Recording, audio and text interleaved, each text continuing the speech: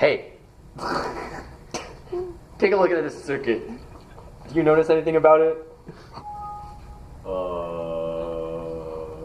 If you don't say anything, I'm just going to assume that you know that it's a series circuit. A circuit where current flows consecutively through each element. Now, to start our problem, we need to calculate equivalent resistance.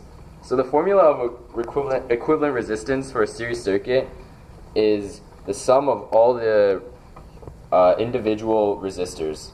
So that would be R1 plus R2 plus R3, and that would be the same as 3 plus 2 plus 1 ohms, which equals 6 ohms.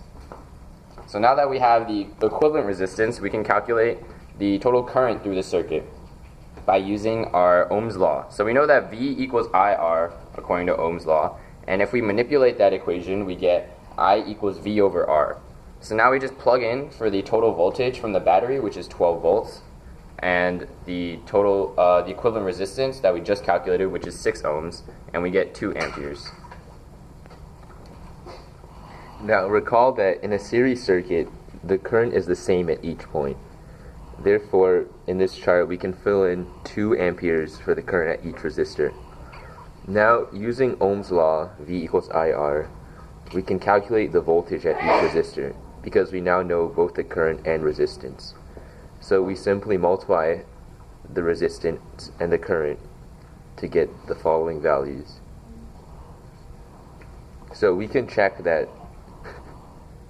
6 volts plus 4 volts plus 2 volts equals 12 volts, which is also the total voltage of the battery.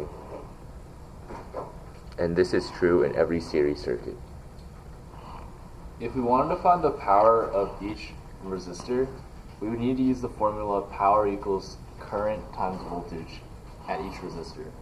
So since we know those values now, we know the current at R1, R2, R3, as well as the voltage, we can just multiply those two together for the respective values at each resistor and find the values of power. Alright, thanks for watching, guys. Eric, why are you so mean? Good luck. You were recorded.